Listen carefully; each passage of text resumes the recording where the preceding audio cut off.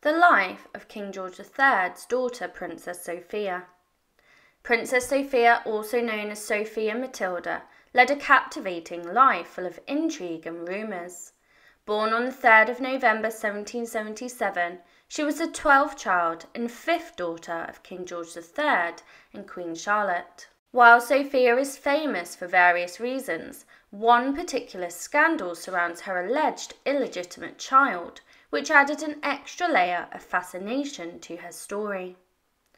During her youth, Sophia shared a special bond with her father, who favoured his daughters over his sons.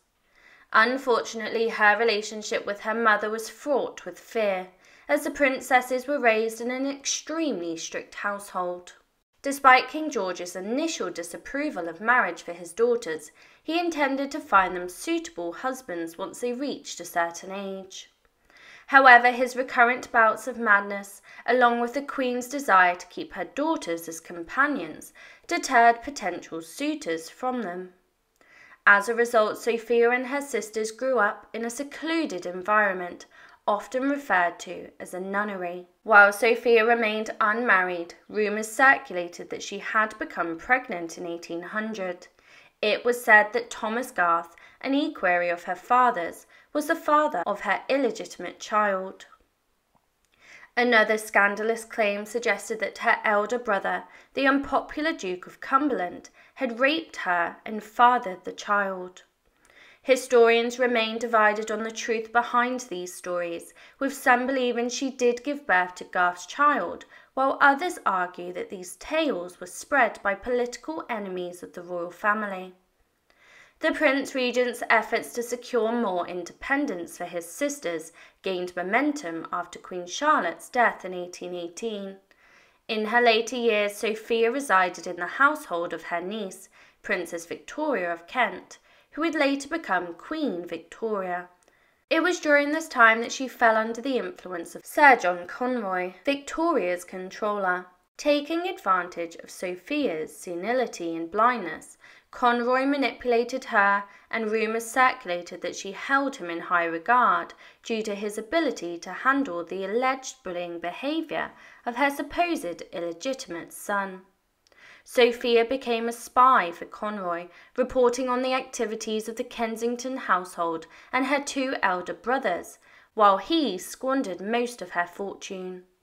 The princess passed away on the 27th of May 1848 at her residence in Vicarage Place, Kensington Palace.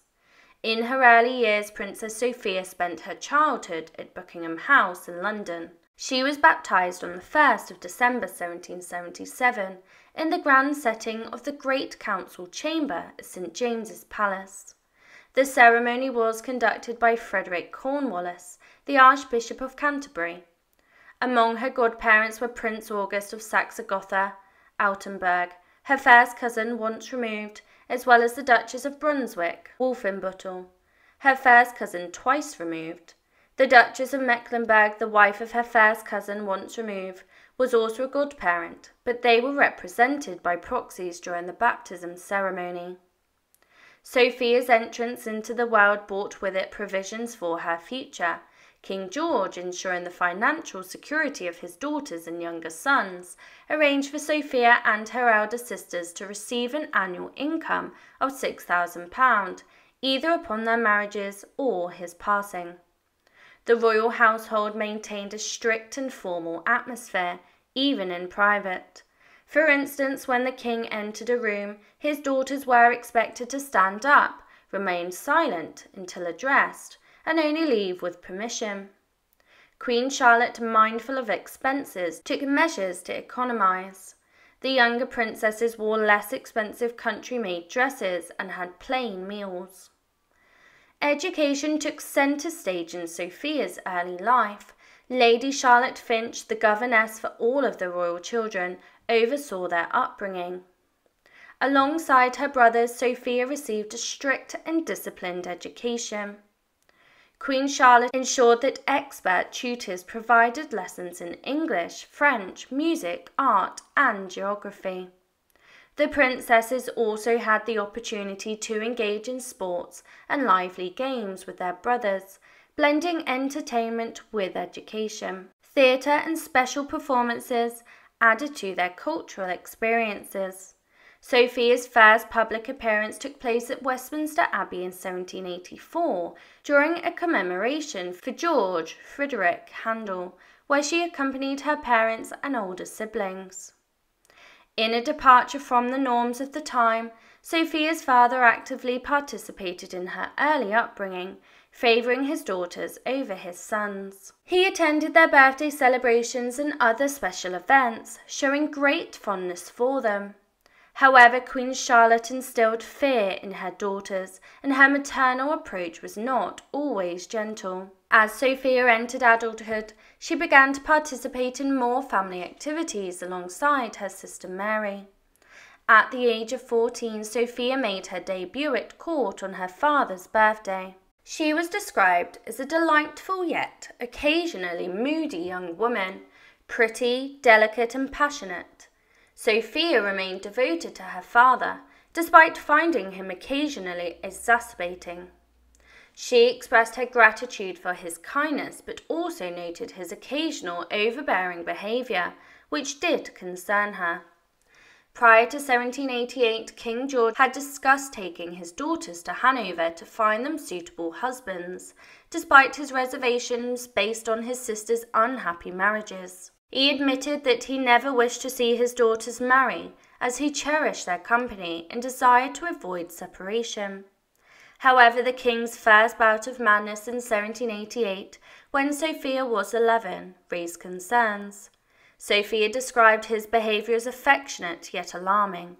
Further episodes of insanity occurred in 1801 and 1804, postponing any discussions of marriage for his daughters. The topic was rarely broached, as Queen Charlotte feared it could trigger a relapse in the king's mental state. Additionally, strained by her husband's illness, she wanted her princesses to remain close to her. Princess Sophia, much like her sisters, was confined to a life of companionship with her mother, Queen Charlotte. They were strictly kept within the boundaries of the royal court, rarely interacting with men outside of pages, equerries, or attendants. Constantly supervised, the princesses lamented their existence in what they called a nunnery. Their entertainment consisted of the queen reading sermons to them, and the princesses engaging in the monotonous task of embroidery. Sophia once expressed her profound boredom, wishing she were a kangaroo to escape the deadly dullness of their days.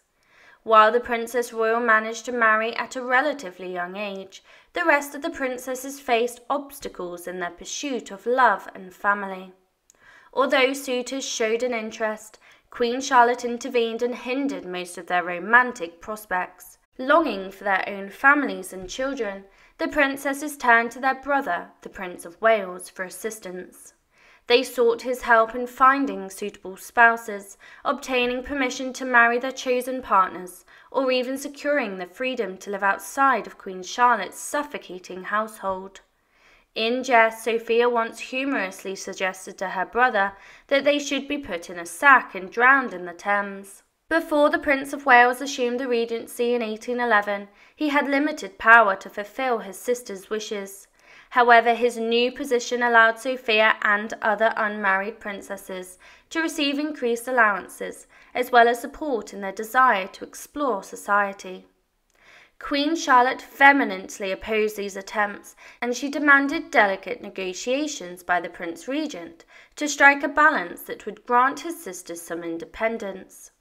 During Sophia's lifetime, rumours circulated about her alleged incestuous relationship with her brother Ernest Augustus, Duke of Cumberland, who later became the King of Hanover. The Prince Regent cautioned his sisters against being alone in the same room with the Duke, who was deeply unpopular with the British public. It remains uncertain whether these rumours held any truth or if they were fabricated by the Duke's numerous political adversaries. With limited exposure to eligible suitors, Sophia and some of her sisters became entangled in relationships with courtiers and equerries. Sophia herself became involved with Major General Thomas Garth, her father's chief equerry, despite him being 33 years her senior and having a conspicuous birthmark on his face. Her sister Mary referred to him as the purple light of love, while others, such as courtier Charles Greville, deemed him a hideous old devil. Nonetheless, one lady-in-waiting observed that the princess was madly in love with him, unable to contain her emotions in his presence. Greville wrote in his diary about the affairs of Sophia and her sisters, noting how they were secluded from the world, with limited interactions, and this led to their passions overflowing and easily falling into the hands of the first men who had the opportunity to engage with them. The rumours of an illegitimate child quickly spread, adding intrigue to Sophia's story. Some historians argue that sometime before August 1800 in Weymouth, Sophia gave birth to a child, allegedly fathered either by Thomas Garth or her own brother, the Duke of Cumberland. The child, named Thomas Garth after his supposed father, was raised by Garth in Weymouth, with occasional visits from Sophia. In 1828, the child reportedly attempted to blackmail the royal family with incriminating documents, but his scheme failed.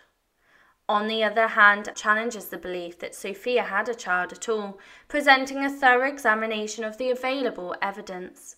But others believe that Sophia secretly gave birth to the child, which could explain why she never married. There is mention of a potential marriage between Sophia and Garth in the same year as the child's birth, although no evidence supports this claim aside from the presence of a wedding ring in the portrait of an older Sophia. In her later years, Sophia became a favourite of her niece, Princess Charlotte of Wales, who admired Sophia's gentle character and was intrigued by the gossip surrounding her past. However, Charlotte had tumultuous relationships with her other aunts. Following Queen Charlotte's death in 1818, Augusta and Sophia gained more domestic freedom, although it was too late for them to marry. Sophia inherited Lower Lodge at Windsor Great Park from her mother, which she later gave to the Prince Regent. After Princess Augusta's passing in 1840, Sophia inherited Clarence House and Frogmore. During her final years, Sophia resided in Kensington Palace, living next to her niece, Princess Victoria of Kent, the future Queen Victoria. Sophia, like her sister-in-law, the Duchess of Kent, fell under the influence of Sir John Conroy and allowed him to manage her finances. She became part of the Duchess's social circle and acted as a spy for Conroy, reporting on events at St James's Palace and having privileged access to courtiers and her elder brothers. While some speculated that Conroy's handling of Sophia's illegitimate son endeared him to her, others argue that he took advantage of Sophia's vulnerability in her old age. Sophia often dined with the household, but the Duchess of Kent harboured mistrust towards her. Princess Victoria was aware of her aunt's spying activities, and their relationship remained distant. Sophia's wealth enabled Conroy to lead a lavish lifestyle, acquiring properties and enjoying high social standing. Sophia's influence also played a role in certain members of Victoria's household gaining elevated positions, such as the ennoblement of Victoria's governess, Louise Lejeune, and Conroy's appointment as the Knight Commander of the Hanoverian Order. In the twilight of her life, Princess Sophia battled blindness for over a decade, her world gradually shrouded in darkness. On the morning of the 27th of May 1848, she fell ill at her residence in Vicarage Place, Kensington. Among those who came to her side were her sisters Mary, sister-in-law Queen Adelaide, and nephew-in-law Prince Albert. As the day unfolded, Sophia's condition deteriorated, and at 6:30 that evening she drew her last breath. The sombre scene witnessed the presence of Mary, the Duchesses of Kent and Cambridge, who stood vigil by her side. Sophia's final resting place was not in the grand halls of Windsor Castle, as tradition would dictate, but rather in the Kensal Green Cemetery in London. It was a deliberate choice, as she desired to be near her beloved brother, Prince Augustus Frederick, Duke of Sussex, whose grave lay on the opposite side of the path. The funeral took place in front of the central chapel, her burial spot marking the eastern boundary. However, her departure revealed a harsh truth. Conroy, the trusted caretaker of her finances, had squandered most of her wealth.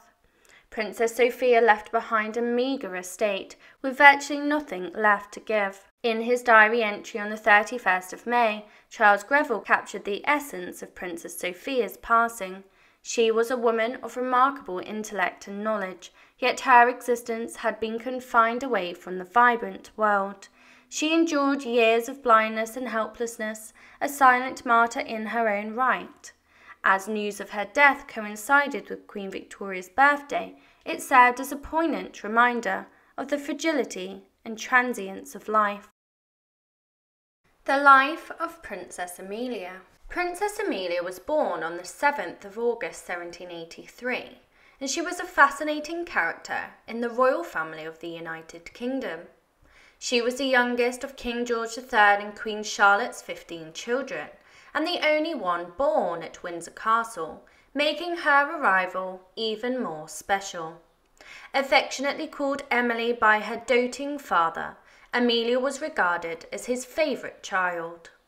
Amelia's birth came after the tragic loss of her older brothers Octavius and Alfred, which created a significant age gap between her and her closest surviving sibling, Princess Sophia. There were great expectations for Amelia's future. Her arrival was seen as a beacon of hope, as it marked a new chapter after the war between Great Britain and the United States. Even at a young age, Amelia exuded a sense of regality. It is said that when the renowned actress Sarah Siddons expressed a desire to kiss the adorable baby, Amelia instinctively extended her tiny hand for the honour. This early display of royal manners hinted at the princess's awareness of her noble status. Observers noted her decorum and dignity, particularly when she interacted with strangers, as if she understood the significance of upholding her elevated position. She became known as the Little Idol and embodied the qualities of beauty and charm that her late brother Octavius had possessed. As the youngest of the surviving children, Amelia grew up primarily in the company of her sisters Mary and Sophia, residing in the various royal residences. However, unlike their older siblings who received more attention from their parents, the three younger princesses had less direct interaction with the king and queen. They relied on written correspondence to maintain contact and share their experiences. Amelia's life was marked by her unique position within the royal family and the expectations placed upon her.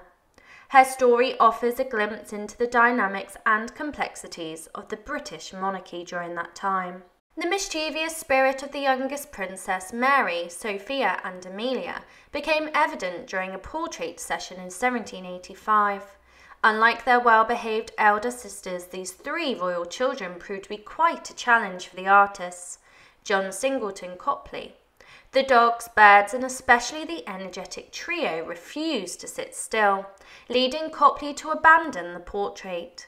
It was said to be the last time he ever attempted such a task, undoubtedly frustrated by their wild antics. While their older sisters Charlotte, Augusta, and Elizabeth received a carefully planned education, Mary, Sophia, and Amelia had a more haphazard approach. They were simply taught based on what they had done before, lacking the same level of structure and guidance. Amelia was only 5 years old when her father, King George III, experienced his first episode of madness. As a result, she missed out on the close and affectionate family dynamics that her elder sisters had enjoyed during their early years. Prior to 1788, King George had entertained the idea of finding suitable husbands for his daughters, and even planned to take them to Hanover for that purpose. However, his own reservations stemming from his sisters' unhappy marriages held him back. He cherished his daughters' company and had no desire to see them separated. Yet his recurring bouts of insanity in 1788, 1801 and 1804 put any thoughts of marriage on hold. The subject was avoided as Queen Charlotte feared it could trigger her husband's relapse into madness. Additionally, due to the Queen's own health issues, she wanted her daughters to remain close by, further isolating them from potential suitors. Amelia and her sisters Charlotte Augusta Sophia, Elizabeth Mary and Sophia lived a sheltered and overprotected life, which limited their opportunities to meet eligible suitors of their own age. They were kept away from the outside world, creating a sense of seclusion and dependence on their immediate family. Amelia's health was always a concern, and in 1798 she developed a painful knee joint and was sent to the seaside town of Worthing for recovery. She wrote to her father expressing hope in the therapeutic benefits of the warm sea bath. The following year she temporarily improved and joined her family in Weymouth, where she adored her niece, Princess Charlotte of Wales. However, Amelia's health remained fragile throughout her life, and at the age of 15 she began showing symptoms of tuberculosis. In 1801, Amelia was sent for a seaside cure in Weymouth to elevate her health issues. It was during this time that she met the Honourable Charles Fitzroy, a 21-year-old equerry and the son of Charles Fitzroy, 1st Baron Southampton. Amelia fell deeply in love with Fitzroy and desired to marry him, but the strict provisions of the Royal Marriages Act prevented her from doing so without the consent of the Privy Council until she turned 25. The Queen was aware of their affair, but chose to turn a blind eye to avoid triggering the King's fragile mental state. Amelia, referring to herself as Amelia Fitzroy, AFR, considered herself married to him anyway, despite the legal obstacles they faced.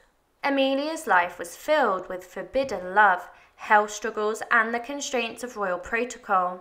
Her story adds an intriguing layer to the complexities and challenges faced by the younger generation of the royal family. In 1808, Princess Amelia suffered a severe bout of measles, and the gloomy atmosphere at home in Windsor only added to her misery.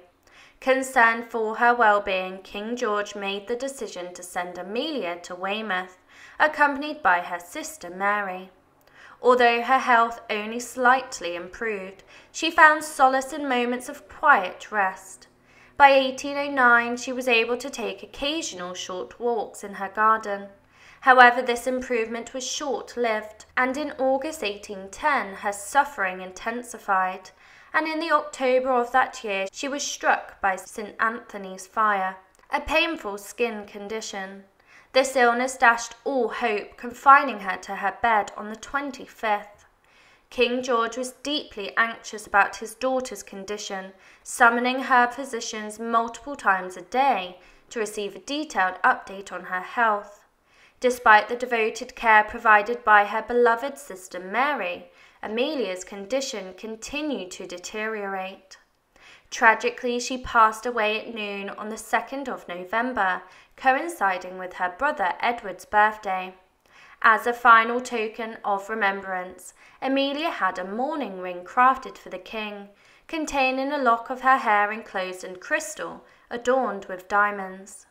It is said that the king wept upon receiving this heartfelt gift, and in her will Amelia directed that all of her possessions be given to Charles Fitzroy, her forbidden love. Amelia was laid to rest in the royal vault at St. George's Chapel in Windsor. It is rumoured that her elder brother, later known as George IV, requested a death mass to remember her by. The aftermath of Amelia's death brought about unforeseen consequences. George Villiers, the king's bailiff and brother of the Earl of Clarendon, attempted to blackmail the king and queen by holding on to letters belonging to Amelia. This scandal followed the disappearance of a substantial sum of £280,000 that Villiers was responsible for. Interestingly, Villiers would later become the father of the renowned diplomat and statesman George Villiers, 4th Earl of Clarendon. Amelia's passing had a profound impact on her father's mental and physical health, contributing to his decline into insanity.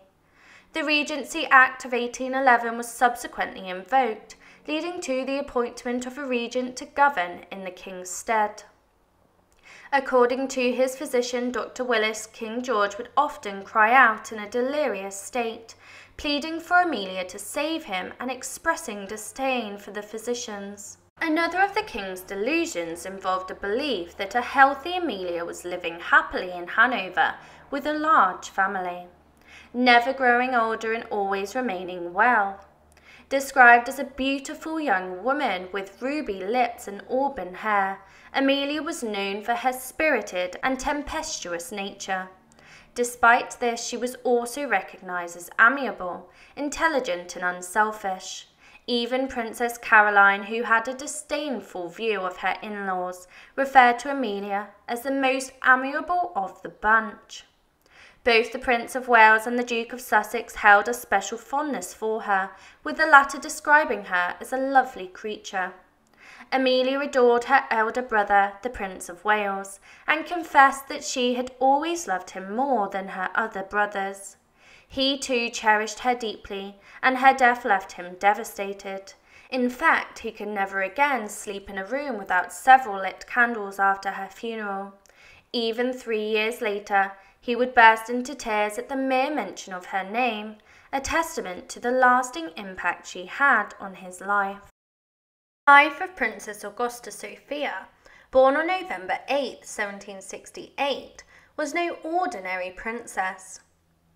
She was the 6th child and 2nd daughter of King George III and Queen Charlotte, and her story is filled with fascinating details. When Augusta was born at Buckingham House, her father, King George III, had a strong desire for a baby girl. The doctor attending the birth even remarked that anyone who saw the beautiful princess upstairs would be glad to have another. The king, however, was so determined to have a companion for his beloved Princess Royal that he retorted that anyone who saw that lovely child would wish for her twin. To everyone's joy, the new addition to the family turned out to be a small and pretty girl.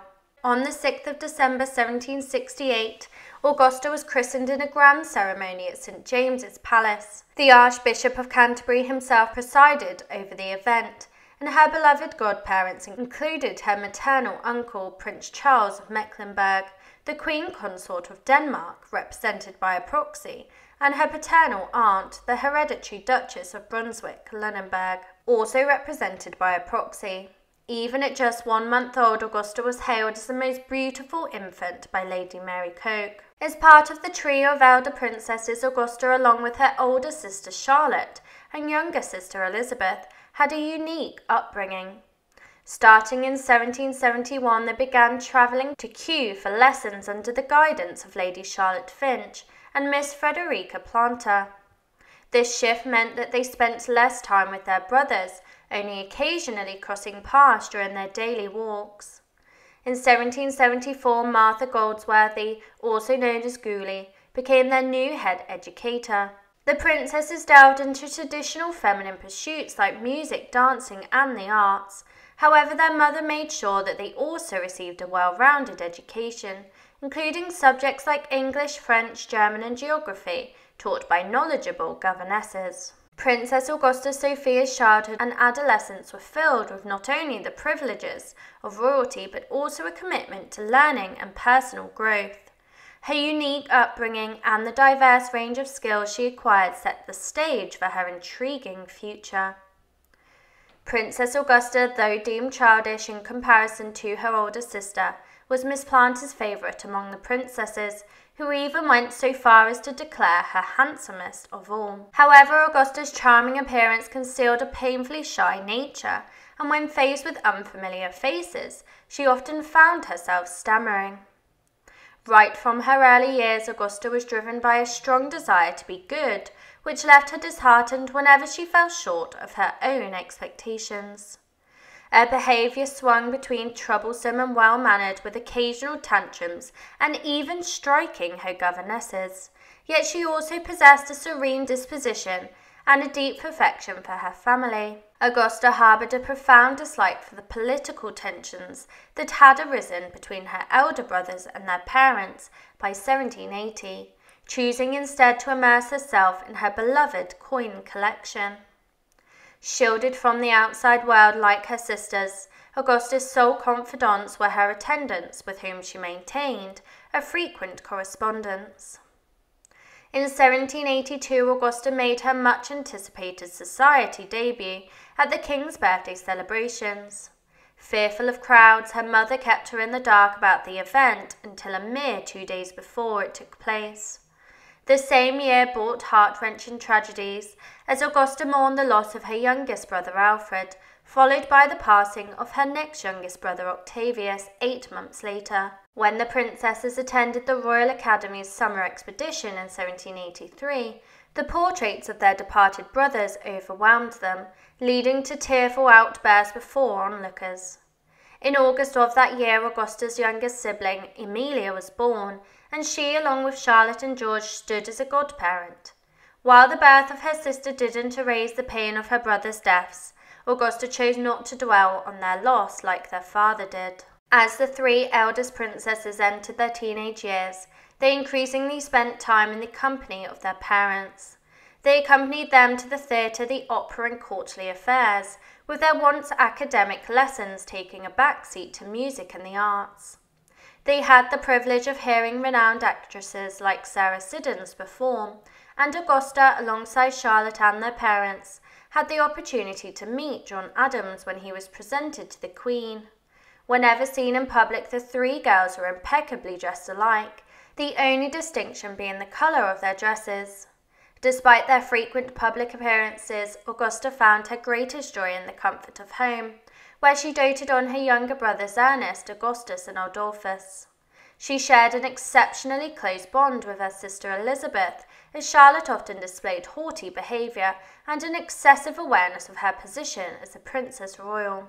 As Augusta and the Princess Royal approached a marriageable age, a significant change occurred in their lives. In July 1783, they were assigned their First Lady-in-Waiting, marking a step towards their future roles as potential brides. Augusta, eager for news and connection, frequently corresponded with her elder brother William, who was undergoing military training in Hanover. She proved to be a skilled and devoted correspondent, sharing family updates and encouraging him to share the events of his own life. Augusta delighted in her brother's attention and cherished the small gifts that he sent her, and despite the Queen's attempt to dissuade William from taking up too much of his sister's valuable time. While their academic lessons were winding down, the Queen was determined not to let her daughters waste a moment, ensuring that they dedicated hours to studying music, art, and various specialities under the tutelage of different masters. The princesses adhered to a peculiar dress code, only dressing for dinner and wearing morning gowns for the majority of the day. Even when they did dress up, the royal family favoured plain attire, far removed from the extravagant opulence seen in other courts. With 6 princesses in the household, the Queen's expenses for clothing alone were extortionate, and she made efforts to keep costs within the limits of her allowance. Transitioning into this new phase of life meant that the amount of money spent on the Queen's 3 eldest daughters was rapidly escalating. Constantly in need of dresses, hats, trimmings, fans, and other items, the princesses proved to be a considerable drain on the royal purse. Quarterly expenses for their wardrobe were estimated to be £2,000, and when combined with the cost of their servants and tutors, the figures became even more staggering. However, there was an unintended benefit. The princesses began to capture the public's attention. When their group portrait was displayed to the people, their porcelain-like beauty sparked admiration. Dressed identically, only their choice of accessories hinted at the distinct personalities concealed underneath their painted veneer. By 1785, Augusta and Charlotte were reaching an age where it would be considered as potential brides for foreign princes. The Crown Prince of Denmark, later known as King Frederick VI, expressed to King George III his intention to break off all other marriage proposals for a British princess. It was rumoured that he favoured Augusta over her eldest sisters. However, due to the ill treatment of George III's youngest sister by King Christian VII of Denmark, The king staunchly declared that he would never send one of his daughters to the Danish court.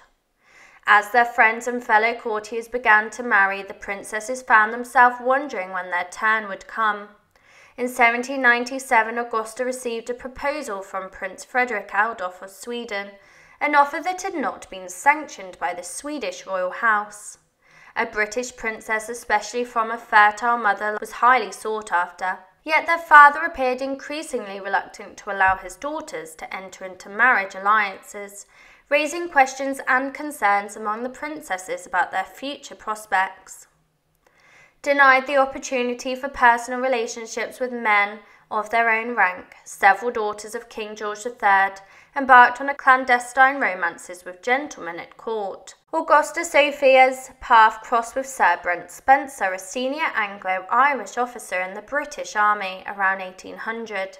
In a letter to her brother, the future King George IV, in 1812, Augusta revealed that she and Spencer had formed a deep connection around 1803, during his time stationed in England. Their bond grew stronger when Spencer was appointed as an equerry to the king in 1805. Fueled by passion, the couple carefully nurtured their love affair, ensuring the utmost privacy. In her plea to the Prince Regent for consent to marry Spencer, Augusta promised to maintain their discretion and public behaviour.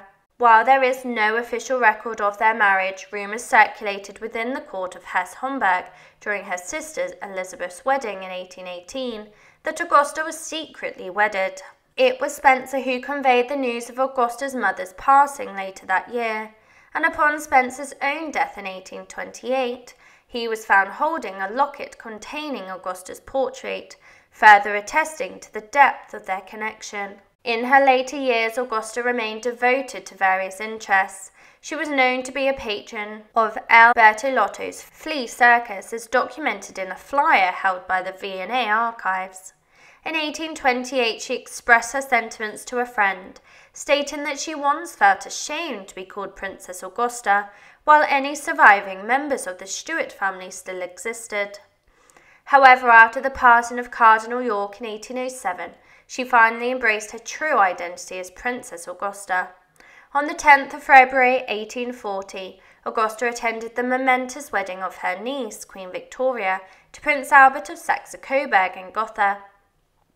Later that year, on the 22nd of September, Augusta passed away at Clarence House at St James's, London. She was laid to rest in the Royal Vault at St George's Chapel, Windsor, on the 2nd of October, following a period of lying in state at Frogmore.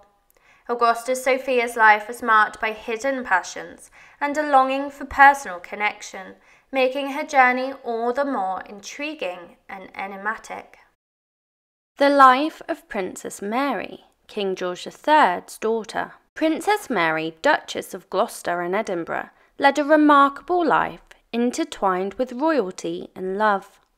Born on the 25th of April 1776 in the Grand Buckingham Palace, she was the 11th child of King George III and Queen Charlotte. Mary's upbringing was guided by her loving parents, who took an active role in her education and moral development. Despite her reserved and dignified demeanour, Mary was hailed as the most beautiful daughter of George III. Her elegance and charm were showcased when she danced a captivating minuet at the age of 16 during a lavish court ball. As she blossomed into womanhood, Mary made her official debut at court in 1792, captivating the hearts of many. In 1796, love found its way into Mary's life when she met Prince Frederick, a Dutch prince living in exile in London. They fell deeply in love, but their path to marriage was hindered by George III's insistence that her elder sisters marry first. Tragically, in 1799, Prince Frederick succumbed to an infection while serving in the army, leaving Mary devastated. She was granted the honour of entering official mourning for her lost love. As time passed, Mary's life took another turn when she married her first cousin, Prince William Frederick, Duke of Gloucester and Edinburgh. Both in their 40s, they found companionship and happiness in each other's company. Mary became the Duke's devoted wife and shared many memorable years with him. In her later years, Mary witnessed the reign of her niece, Queen Victoria, who became the fourth monarch during Mary's lifetime. She outlived her father and two of her brothers, George IV and William IV, making her longest-lived and last surviving child of King George III. Mary's longevity was a testament to her strength and resilience, and at the age of 81, Princess Mary, Duchess of Gloucester and Edinburgh, passed away at Gloucester House in Weymouth. Her legacy as a beloved member of the royal family, as well as her enduring beauty and resilience, will forever be remembered. Princess Mary, known for her obedient nature, was affectionately referred to as Mama's Tool by her younger sister, Princess Amelia. Their bond was unbreakable, and Mary tirelessly nursed Amelia during her painful illness. Tragically, Amelia's premature death in 1810 left Mary devastated, losing a beloved companion and confidant. Mary's close relationship extended to her elder brother, with whom she shared a mutual disdain for their cousin Caroline of Brunswick, his estranged wife. When Caroline departed for Italy, Mary expressed her relief, congratulating her brother on the prospect of a good riddance. She hoped that Caroline would never return, freeing them from any further encounters. Raised in a sheltered environment, Mary spent most of her time in the company of her parents and sisters. In 1816, at the age of 40, she married her first cousin, Prince William Frederick, Duke of Gloucester and Edinburgh. Their wedding day brought a significant change in William's title, as Mary's brother, the Prince Regent, elevated him from Highness to Royal Highness. This elevated status was already deserved by Mary as the daughter of the king. Interestingly, William Frederick had initially pursued a marriage with Mary's niece, Princess Charlotte of Wales. However, their courtship was cut short due to Charlotte's father's disapproval. Some speculate that Mary's decision to marry her cousin stemmed from her dissatisfaction with Queen Charlotte's strict household rules. Princess Charlotte noted that William Frederick was deeply in love and declared himself the happiest man alive. While Mary might not have shared the same level of enthusiasm, the prospect of being her own mistress, having her own house, and being able to freely walk about the streets delighted her in different ways. The couple resided in Bagshot Park initially, but later moved on to White Lodge in Richmond Park after William's passing. Although they did not have any children together, their companionship and shared life brought them much happiness. Princess Mary's life came to an end on the 30th of April 1857 at Gloucester House in Mayfair.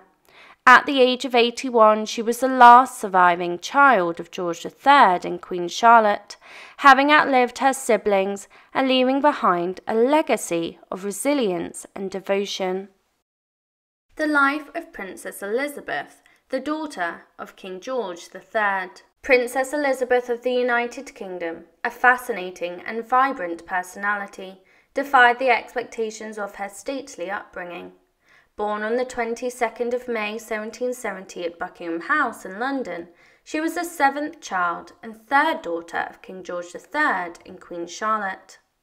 While her siblings were shielded from the world, Elizabeth's spirit yearned for adventure and fulfillment. Despite her privileged but restricted existence, Elizabeth maintained an unwaveringly positive outlook. Her zest for life propelled her to explore diverse interests and cultivate her talents. A gifted artist, she created captivating engravings, using her art to support charitable causes. Breaking away from traditional gender roles, Elizabeth shared her father's passion for agriculture and managed her own model farm in the scenic village of Old Windsor. She derived immense joy from the bountiful produce of her garden and relished the delectable indulgences she favoured, much to the playful teasing of her family. Elizabeth's buoyant nature extended beyond her creative pursuits. Renowned for her sharp wit, She amassed a vast collection of jokes and witticisms, delighting those in her company. Unapologetically candid and genuine, she shunned superficial formalities and valued sincerity above all. Among her siblings, Elizabeth formed particularly close bonds with her sister Augusta and her brother Edward, Duke of Kent and Strathearn. Additionally, she shared a special connection with her mother, Queen Charlotte, a bond that influenced the Queen's reluctance to see Elizabeth married off. With her insatiable curiosity and vibrant personality, Princess Elizabeth of the United Kingdom carved a unique path, defying conventions and leaving an undeniable mark on those around her. Tales of intriguing romantic entanglements surround Princess Elizabeth, adding an air of mystery to her life. One such story suggests that she entered into a clandestine marriage with George Ramus, resulting in the birth of their daughter, Alyssa, in 1788. George Ramus, the son of one of Elizabeth's father's pages, enjoyed a connection to the royal family. While such union would have been deemed invalid under the Royal Marriages Act 1772, Elizabeth's brothers had also ventured into similar relationship with commoners before later marrying German princesses. Elizabeth's sisters, largely restricted from marrying into royalty, sought love and companionship with equerries and influential courtiers. Elizabeth herself may have been engaged in a romantic relationship with the first Baron of St. Helens, a respected diplomat who held the favour of George III. Despite the 17-year age difference, St. Helens' practical and sharp-witted nature resonated with Elizabeth, who cherished him dearly. She affectionately referred to him as a dear and valuable saint and expressed her unwavering admiration for him. Elizabeth's attachment to St. Helens was evident when she was commissioned a portrait of him, while he reciprocated her affections by keeping an enamel miniature of Elizabeth. Regarding marriage, Elizabeth's path took an unexpected turn in 1808 when she declined a proposal from the exiled Duke of Orleans, later known as King Louis Philippe I of France. The rejection was influenced by her mother's opposition and the Duke's Catholic faith. However, fate intervened during a grand ball in the British royal court in 1814 when Elizabeth encountered Prince Frederick of Hesse-Homburg, a German noble. Captivated by his dashing presence in his elegant hussar's uniform, she exclaimed, "If he is single, I will marry him." 4 years later, Elizabeth received a letter bearing Frederick's proposal. Intrigued and supported by her surviving sisters, she eagerly embraced the opportunity. Despite rumours of Frederick's weight and persistent tobacco odour from his beloved pipes, Elizabeth remained resolute in her desire to wed him. Queen Charlotte initially opposed the match, fearing Elizabeth's relocation to Germany. However, Elizabeth's unwavering determination eventually persuaded her mother to relent and grant her blessing to the union. Against all odds and amid resistance, the enchanting wedding of Princess Elizabeth and Prince Frederick took place on the 7th of April, 1818. The intimate ceremony unfolded within the private chapel of Buckingham Palace, nestled in the heart of Westminster. Elizabeth, radiant and resplendent, donned a magnificent gown crafted from the shimmering silver tissue and adorned with delicate Brussels lace. Ostrich feathers gracefully adorned her hair, lending a charm to her appearance. Leading her down the aisle was her second eldest brother, the Duke of York, as her father and eldest brother, the Prince Regent, were regrettably absent due to illness. Following their nuptials, the newlyweds embarked on a honeymoon at the splendid residence of the Prince Regent in Brighton. While their union was not born out of a fiery love affair, it proved to be a harmonious alliance that satisfied both parties, offered an escape from the suffocating confines of her home, granting her the opportunity to embark on a new life in Germany with her husband. In turn, Frederick reaped the advantages of aligning himself with the esteemed British royal family. However, as they embarked on their honeymoon, both were pleasantly surprised to discover a deep sense of happiness and contentment in each other's presence. Frederick found Elizabeth to be intelligent, generous, and affectionate, while Elizabeth cherished her husband's qualities. Their marriage blossomed into a blissful union that endured until Frederick's passing in 1829, celebrated as a testament to enduring love. In the years that followed, Elizabeth and Frederick embraced their roles with grace and purpose, and in 1820 Frederick ascended to the position of Landgrave of Hesse-Homburg upon his father's passing. With Elizabeth's dowry and annual allowance, they were able to transform the Homburg Palace, breathing new life and splendour into their surroundings. Freed from the rigid court etiquette she had found stifling in England, Elizabeth revelled in her newfound freedom in Germany. She even oversaw the construction of the exquisite Gothic house within the castle grounds, a testament to their shared vision and creativity. Deeply committed to making a difference, Elizabeth established a care centre and school in Hanover for the children of working mothers.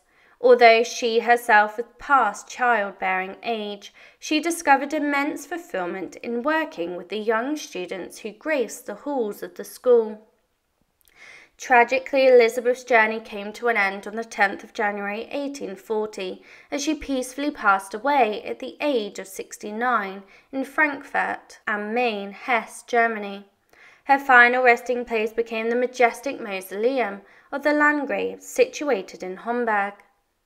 Princess Elizabeth's legacy as a compassionate and dedicated individual, both with her marriage and in her philanthropic endeavours, would continue to inspire generations to come. The life of Princess Charlotte. Introducing Charlotte the Princess Royal, a captivating figure whose life was steeped in royalty and intrigue. Born on the 29th of September 1766 at Buckingham House in London, she emerged as the cherished child of King George III and his wife Charlotte of Mecklenburg-Strelitz. The splendour of her birth was immortalised in a magnificent painting by Francis Coates, capturing the tender bond between mother and child. From the outset, it was clear that Princess Charlotte possessed an air of distinction that set her apart from her siblings. On the 27th of October 1766, she was baptised at St. James's Palace by none other than the esteemed Archbishop of Canterbury, Thomas Secker. Among the distinguished guests in attendance were her paternal aunts, Caroline Matilda and Louisa, along with Caroline Matilda's husband, the Danish King Christian VII. The Duke of Portland and the Dowager Countess of Effingham had the honour of representing the King and Queen of Denmark as godparents, an auspicious start to a life destined for greatness. At the tender age of 18 months, Charlotte was designated as the Princess Royal, a title bestowed upon her on the 22nd of June 1789. This delighted her parents, who had welcomed 3 successive sons into their growing family. As the eldest daughter of the monarch, she was fated for a significant marriage on the European stage, and her education assumed paramount importance. Thus, from her earliest years, she embarked on a journey of intellectual enrichment. Recognizing the prevailing influence of the French language in European courts, the young princess was assigned a French tutor to ensure her flawless command of the language. The elimination of any trace of accent became a priority, allowing her to effortlessly navigate diplomatic circles in the future. Charlotte's extraordinary memory was also cultivated, with recitation of verses and stories forming an integral part of her early education. This remarkable ability to retain detail would accompany her throughout her life, conferring upon her an almost magical recall. Yet Charlotte's formative years were not confined solely to scholarly pursuits. At the tender age of 3, she participated in her first tableau, donning the attire of Columbine, a character in a delightful performance.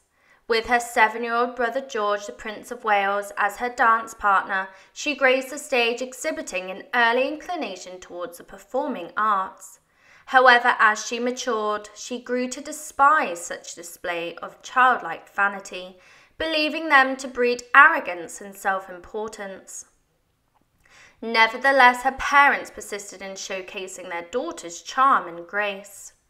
In late 1769, an event transpired that would forever alter the course of Charlotte's public appearances. She and the Prince of Wales were paraded before the masses in a grand expedition, styled as a junior drawing room at St. James's Palace. The young princess was adorned in a splendid Roman toga, reclining upon a sumptuous sofa. While such spectacles were deemed acceptable in German courts, they were met with disdain in England, resulting in a backlash from a disapproving London mob. In the aftermath, the Prince of Wales confided to Lady Mary Coke, revealing Charlotte's exhaustion from the ordeal. Sensibly, the King and Queen resolved never to subject their daughter to such public showcases again, a decision that would shape the princess's future engagements. Thus, Charlotte the Princess Royal embarked on a life marked by privilege, intellect, and the audacious expectations of her royal lineage. Her story weaves together the tapestry of European nobility, promising an extraordinary journey through the annals of history. Despite being the eldest daughter, Charlotte often found herself living in the shadow of her younger sister, Augusta Sophia, who was just 2 years her junior. From the earliest days, comparisons were drawn between the two siblings, and it seemed that Augusta held the upper hand in the beauty department. Even as an infant, Augusta was hailed as the most beautiful baby by Lady Mary Coke, while Charlotte was deemed very plain. This pattern persisted as they grew older, and Charlotte became described as the most sensible and agreeable child, albeit lacking in physical attractiveness, while Augusta continued to be hailed as rather pretty. However, beneath the surface disparities, Charlotte possessed qualities that set her apart from her sister. Unlike Augusta, she did not bear the burden of crippling shyness. Additionally, Charlotte faced a personal challenge, a stammer that her devoted attendant, Mary Dacres, endeavoured to help her overcome. As fate would have it, the trio of eldest princesses was completed with the arrival of Princess Elizabeth in 1770, becoming the 7th child in a growing royal brood. Though the family remained relatively small at the time, with 15 royal children in total, Charlotte was fortunate to have parents who prioritised spending time with their extensive offspring over courtly obligations. Her education was taken seriously, a testament to the King and Queen's commitment. Nonetheless, Charlotte's childhood was not idyllic utopia that her parents had envisioned. The incessant arrival of new siblings and the challenges that beset her father's reign created an environment far from perfect. Nevertheless, she, like her siblings, received a comprehensive education under the guidance of tutors. Buckingham House, Kew Palace, and Windsor Castle served as her primary abodes during her formative years. To ensure her well-being, her wet nurse Frances, the wife of James Muttlebury, played a vital role in her early care. In the intricate tapestry of royal life, Charlotte's experiences were shaped by the complex dynamics of sibling rivalry, the struggle to find her own identity, and the nurturing guidance of devoted caregivers. The story of her upbringing would lay the foundation for the resilient and remarkable woman that she would become. In a momentous ceremony on the 18th of May 1797, the Princess Royal embarked on a new chapter of her life as she exchanged vows with Frederick, the hereditary Prince of Württemberg. The opulent Chapel Royal at St. James's Palace in London bore witness to this union, uniting Charlotte and Frederick, the eldest son and heir apparent of Duke Frederick II Eugenie of Württemberg, and his wife, Margravine Sophia Dorothea of Brandenburg-Schwedt. A twist of fate awaited the newlyweds as Duke Frederick II passed away, elevating Frederick to the position of reigning Duke of Württemberg on the 22nd of December 1797. From his previous marriage to Princess Augusta, the late daughter of Duke Karl II and Princess Augusta of Great Britain. Duke Frederick had 2 sons and 2 daughters. This familial connection intertwined the British and Württemberg royal families, with Princess Augusta also being the elder sister of Caroline of Brunswick, the estranged wife of the future George IV. Despite the high hopes for their union, the marriage between Charlotte and Frederick produced heartbreak. Tragedy struck when their first child, a daughter, was stillborn on the 27th of April 1798. The weight of this loss cast a shadow over their early years together, and in 1800 the French army invaded Württemberg, forcing the Duke and Duchess to flee to Vienna for safety. The following year, Duke Frederick negotiated a private treaty, surrendering to France. On the 25th of February 1803, he assumed the title of Elector of Württemberg. In a strategic move to secure support from France, he provided a significant auxiliary force to Napoleon, leading to the Emperor recognizing him as the King of Württemberg on the 26th of December 1805. With this accession, Charlotte, the Electress, was formally crowned as Queen of Württemberg on the 1st of January 1806, in a grand ceremony held in Stuttgart, Germany. The political landscape took a dramatic turn as Württemberg seceded from the Royal Roman Empire, aligning itself with Napoleon's Confederation of the Rhine. However, this newfound alliance placed the elevated king at odds with his father-in-law, George III.